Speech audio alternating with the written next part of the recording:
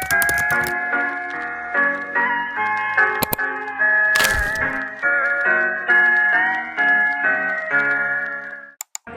nama saya Kilara Bani dari Marketing Communication.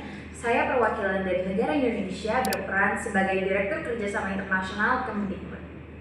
Perkenalkan, nama saya Viralia Putri, saya dari jurusan Marketing Communication.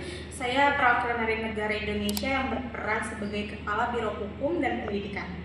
Perkenalkan, nama saya Mahira Fauzia Binaya, jurusan Marketing Communication. Saya perwakilan dari delegasi pemerintah Indonesia sebagai staf khusus diplomasi pendidikan.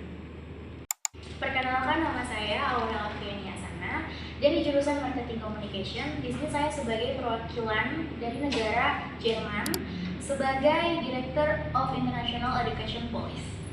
Halo semuanya, perkenalkan nama saya Jihan Julham, saya dari Marketing Communication dan saya perwakilan dari negara Jerman berperan sebagai Senior Advisor for Academic Standard. Nah, setelah perkenalan, yuk langsung saja kita masuk ke videonya. Pertemuan bilateral antara pemerintah Republik Indonesia dan pemerintah Federal Jerman membahas kerjasama strategis di bidang pendidikan, yaitu program pertukaran pelajar. Rapat tersebut diadakan di Jerman pada sebuah ruangan yang memiliki wangi khas bakery, sehingga menciptakan suasana hangat di tengah diskusi diplomatik.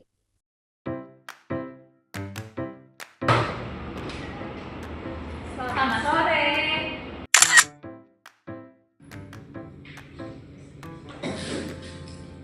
Selamat datang.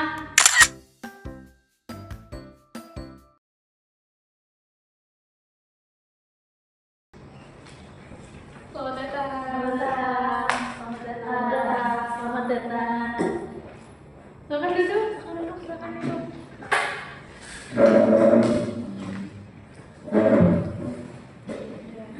Halo, selamat siang semuanya. Gimana tadi perjalanannya, lancar? Selamat siang. Sebelumnya lancar perjalanan kami menuju dari Indonesia ke Jerman dan kita menggunakan Garuda Indonesia bahwa terlihat dari pemandangan atas bahwa Jerman sangat nyaman, bersih dan penduduknya pun ramah-ramah dan lingkungannya pun adaptif dengan lingkungan luar juga. Oke, terima kasih karena kalian sudah mau memenuhi undangan kami untuk datang ke kantor Jerman sendiri. Tanpa berlama-lama lagi, kita mulai aja ya rapatnya. Baik.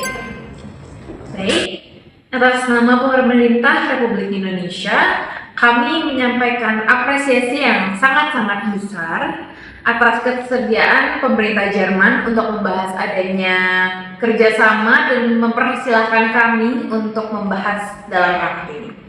Tentunya kerjasama ini membangun strategi di bidang pendidikan. Kami memandang kemitraan ini sebagai investasi yang jangka panjang bagi negara Jerman dan negara Indonesia sendiri dalam membangun sumber daya manusia dan hubungan bilateral kedua negara.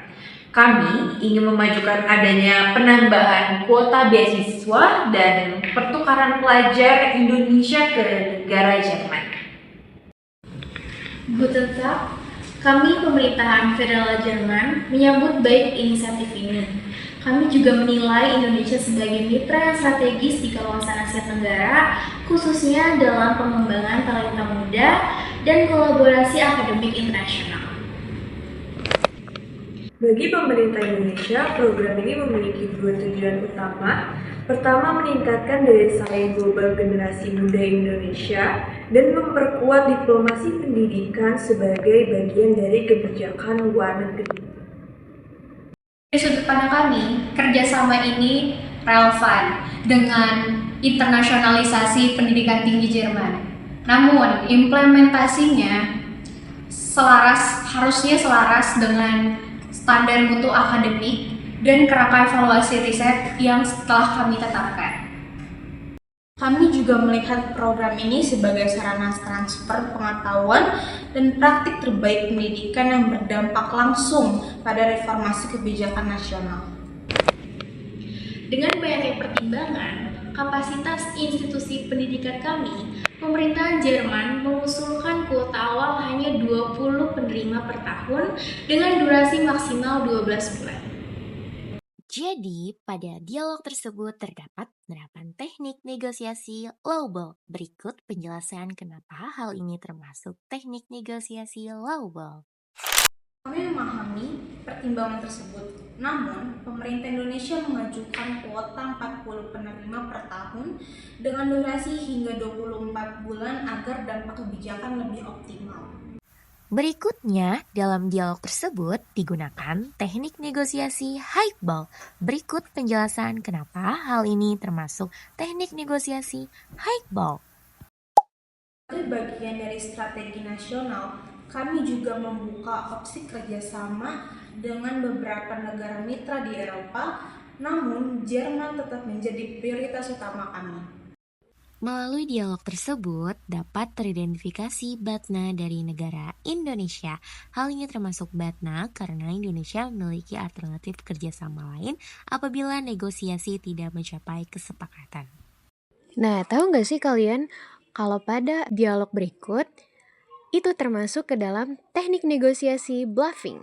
Nah, berikut adalah penjelasan dan alasan mengapa termasuk ke dalam teknik bluffing. Kami memahami posisi tersebut, tapi dari sisi kami, terdapat pula pengembangan kerjasama dengan negara-negara Asia lainnya. Ya, meskipun kita tahu ya Indonesia memiliki potensi nilai yang strategis.